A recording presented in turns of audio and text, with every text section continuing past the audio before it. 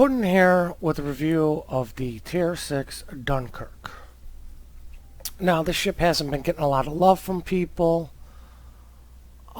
just because I believe the guys that have done these ship reviews are very well-known YouTubers, and they run into the problem that I believe is, A, they're a well-known YouTuber, so everybody wants to shoot them.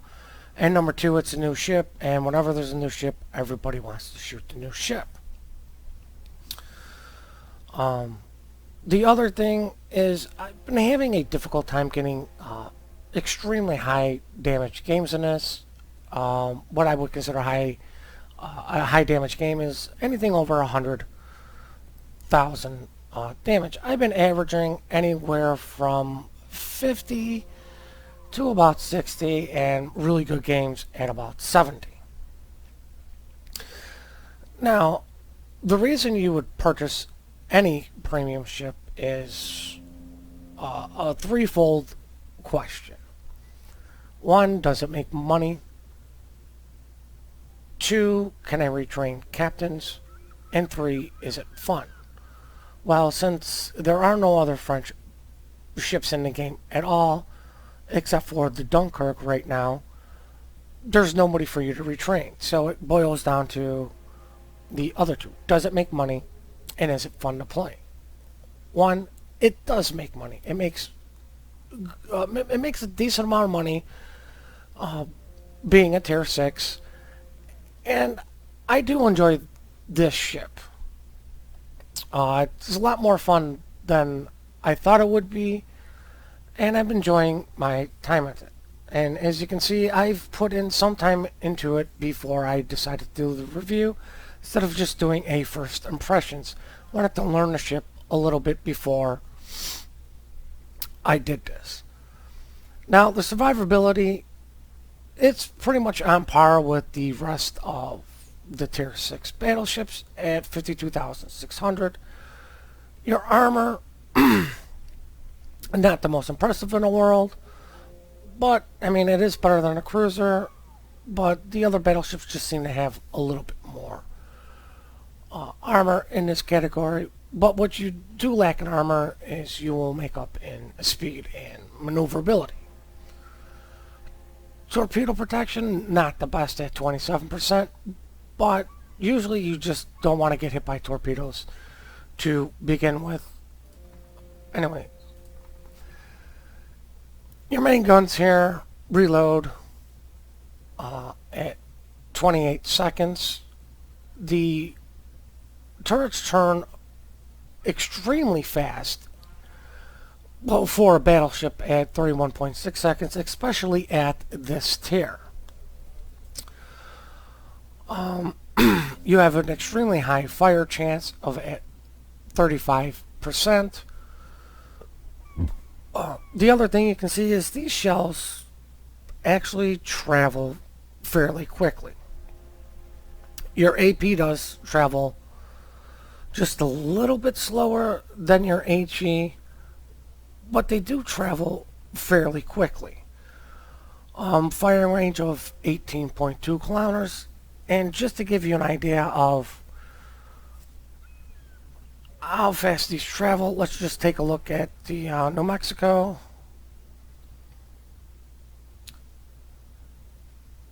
And as you can see here, you know, 823 meters per second for AP, 861 for HE. The Warships, which is well known for its extreme accuracy, 732 for both of them.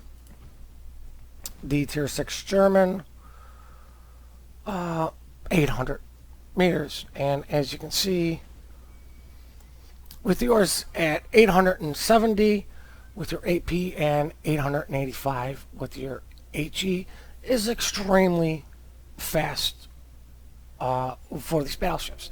I have actually, when I first started playing, was missing a bunch of shots because these guns were shooting just that little bit faster than or not shooting, the velocity was just a little bit faster than what I was actually used to. Now your AA defense is just bad. The best thing I can say is it's just bad. You're going to have a difficult time shooting down any tier 6. You will usually shoot down some tier 5s, but the problem with that is it seems that you get them when they're flying away, not coming in. As you can see here, your short range is 1.4 kilometers, 40 damage per second, 3.6 at 12, not very impressive. 17 damage per second at 6.2 kilometers, and 37 at 6.2. Not the most impressive AA, and you will need help when it comes to dealing with aircraft carriers. Maneuverability is where I believe this ship actually shines. At 29.5 knots, this thing is really quick. You can keep up with most of your cruisers. You will outdistance any of the tier 6 battleships. So in those situations to where you need to not be in an area and be somewhere else, you can get there relatively quick. And when you do get up tiered, it will help you to get where you needed to go and be in the spots to help your team and to keep up with your cruisers. Concealment is a huge issue with this ship. At 16.4, and obviously that is with the camo on. I don't know why you would never have the permanent camo on your premium ships when you get it, but I have seen people out there with premium ships with no camo. Which means you will usually be spotted by everyone before you will ever see them first. Now, as you can see with my modules, I went with the main armaments one because you just don't want to lose these guns, because if you lose one of them, there goes half your firepower. You lose both of them, and you are nothing but a big torpedo. I went with the AA guns mod 2 just to help out my AA in any aspect. I've always been a little bit more fearful of carriers than destroyers, but not to say that I don't fear and respect the destroyers. At the same point, you see that carriers can decide who they want to attack a little bit more than a DD, to where if he's not over by you, you don't have to worry about it, to where a carrier can strike anyone at any time. Damage control 1, because, well, nobody likes to burn or flood, and I think it's pretty much just a staple for every single battleship. Now, I went with the steering gears modification because I do play a little bit more aggressive than Snake and Spider, so I value my maneuverability, i.e. my turning, just a little bit more. And with this thing will actually turn relatively quick. One of the problems with this ship is that it's fairly large.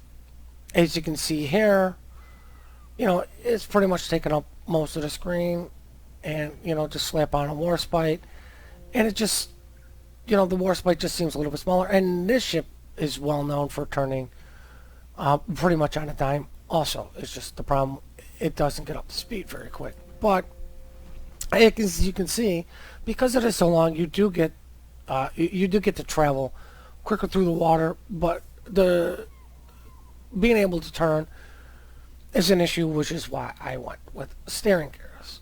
Now, my captain skills here are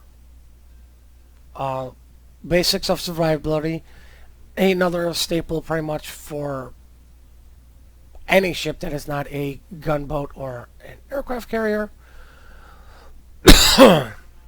Expert marksman, because we gotta help those turrets turn.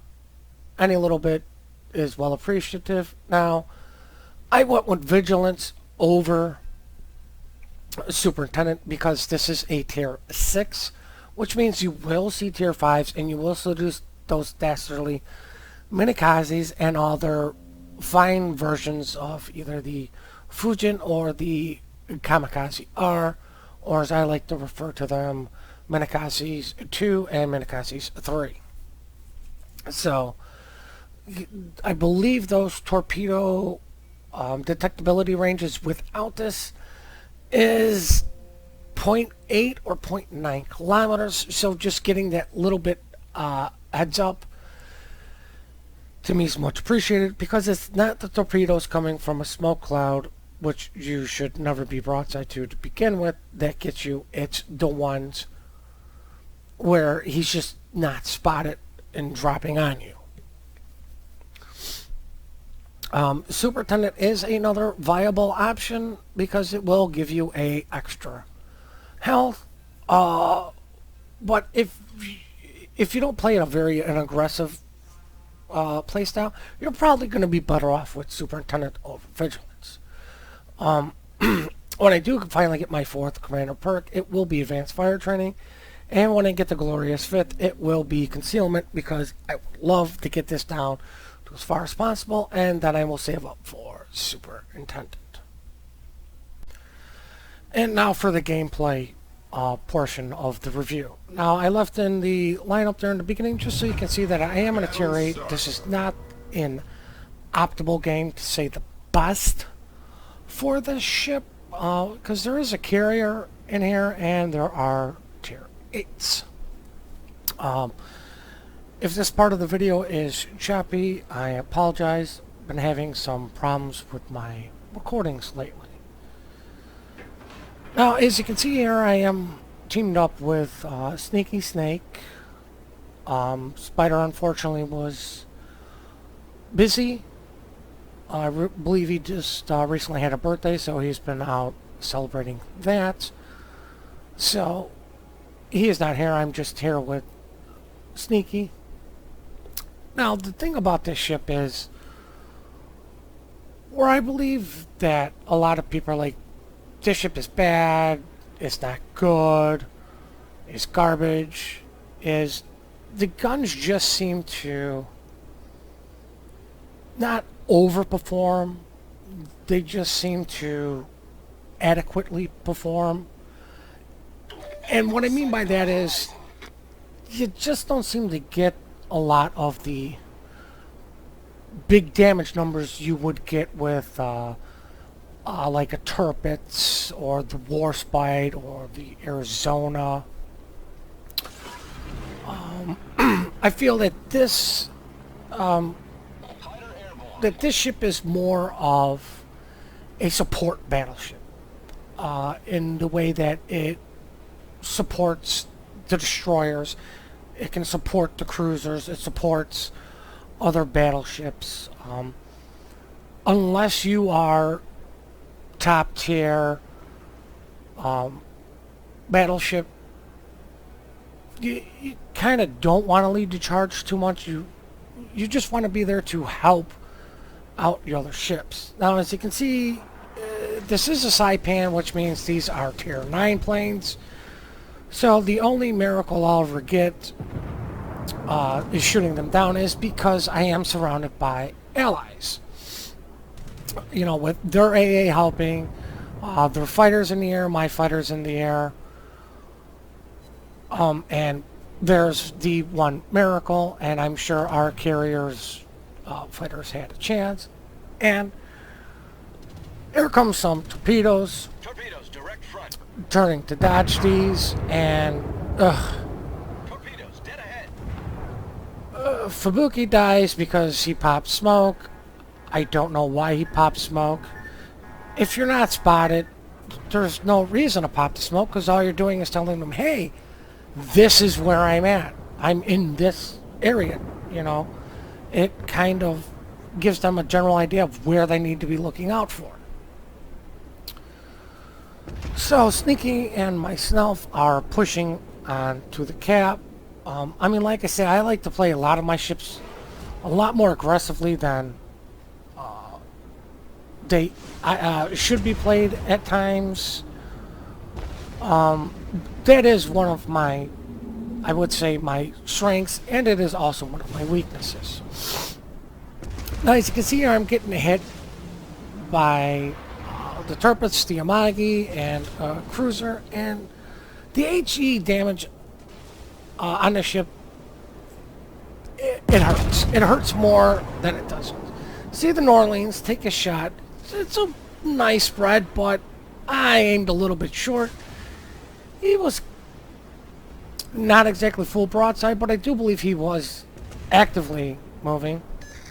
He takes a shot at me. I slow down to try to throw off some of their aim. Either that or the New Orleans was shooting at someone else. Line up on the New Orleans again. He is sailing away. Take a shot at him. I don't want him around because I would like to keep my last destroyer alive as long as possible. And oof. Double Citadel. He's gone. Devastating strike. Now, shots like that don't happen all the time in a ship. I mean, obviously I am showcasing the best scenario in this ship over, obviously, worse, you know, like just an average game or the absolute worst case scenario where you're just not doing very much. Just to show that, you know, this ship does have a lot of potential. You just have to play it right. The enemy playing wrong, you know, is also very helpful. Disturbance is rushing in. Not a lot of help. Take a shot at him. Really nice, good salvo. You know, 4,000 damage. I wish I could have done a little bit more, but I did aim a little bit short. And like I said earlier, I was still trying to get my aim on this ship due to the very nice velocity that these shells have. See the enemy Scharnhorst, gonna take a shot at him, and the island eats a bunch of my shells. And as you can see, these planes have been over me for a little bit, and I'm just failing to shoot anything down. Now, I grant you that these are Tier 9 planes, and most, I would say a lot of Tier 6s will have a problem shooting them down unless you're an American, which, you know, they do have exceptionally well. Hey, Maggie's full broadside, stupid island, still eating one of my turret shells. Backing up to try to get another shot at him, 970. And that was obviously the overbite. And like I said, I think that's where some of the problem comes from these guns. They don't exactly reload extremely fast, and they don't have a high alpha damage. I take another shot at the Amagi. Finally, no island in my way this time, so all of them and target for him. Moving forward, all his shots miss, and he turns, so those don't do anything.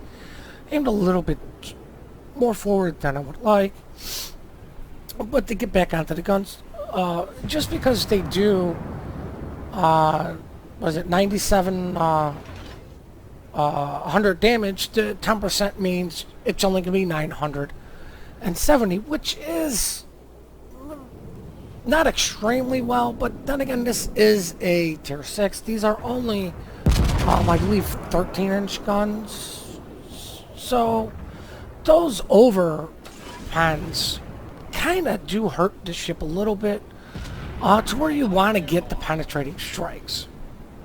And I believe that this ship is actually really good at about the distance I am, at least fighting other battleships, at about 12 to 13 kilometers. Seems to be extremely nice. There's a Shores. He's turning away. I take a shot at him. He's within what I feel is a very comfortable zone with these guns. And there you go. Get a nice Citadel. And he got hit. Now, most cruisers, when they get hit that hard, get suited up by anything else, really panicking. You don't see him panicking too much, which is a blessing and a curse.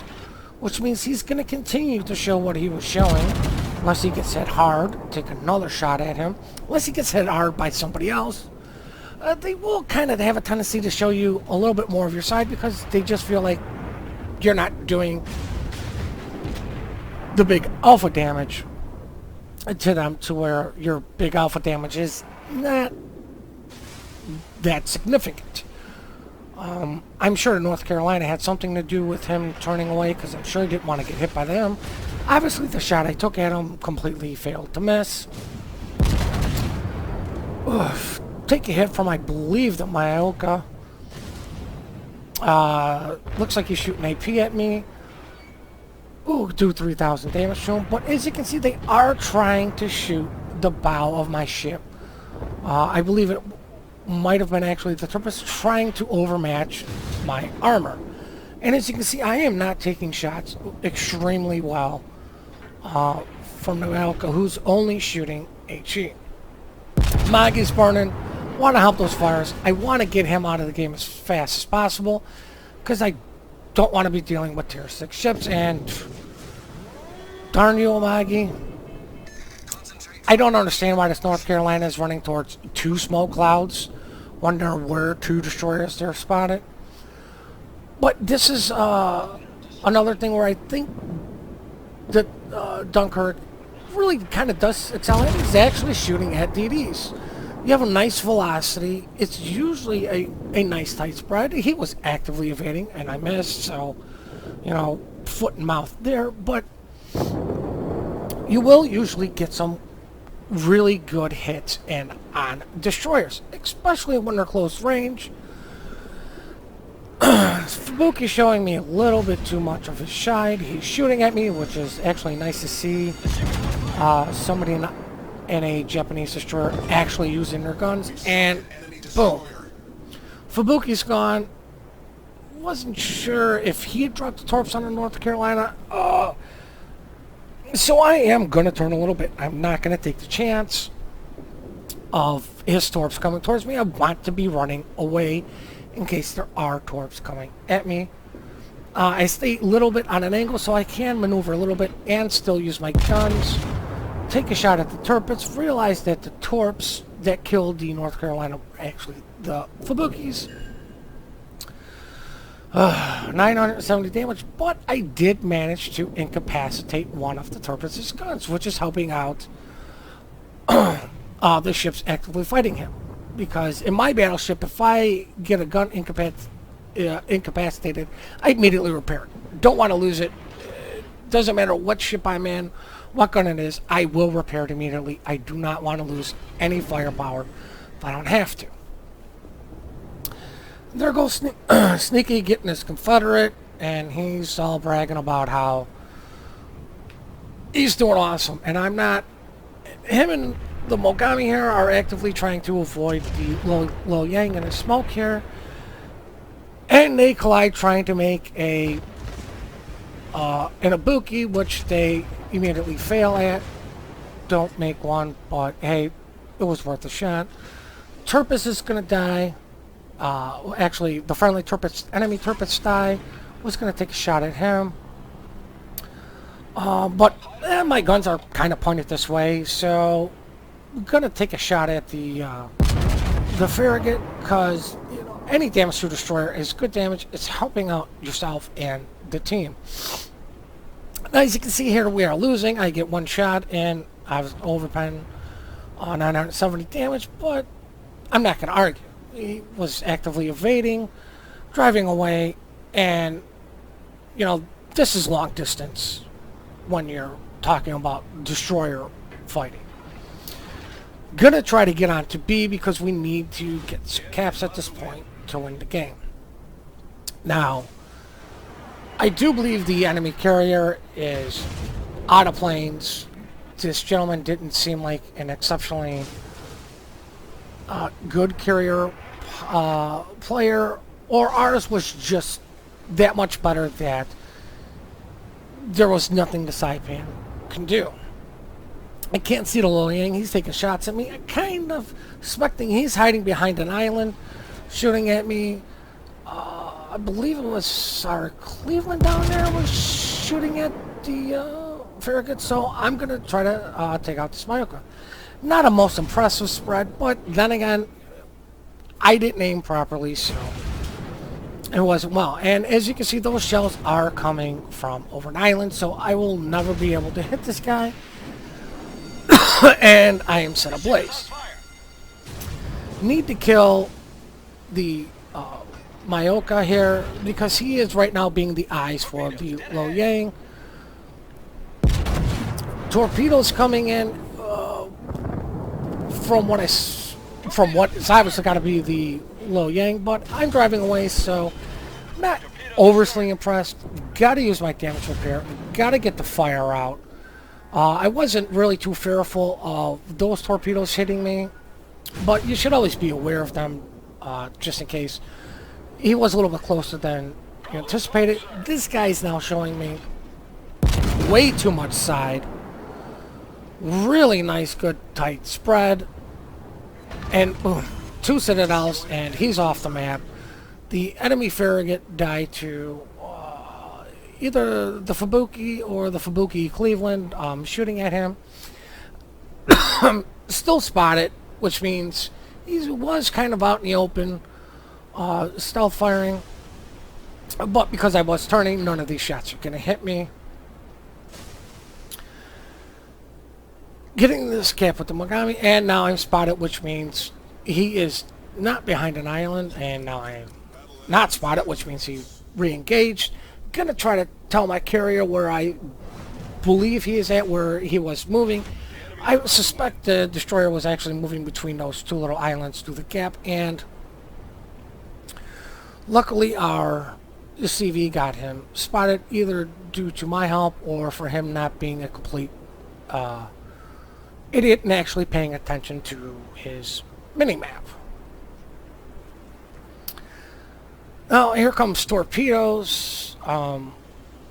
So my initial suspicion of him driving between the 2 islands when I went spotted and unspotted, obviously confirmed there with the torpedoes. Mogami misses them all.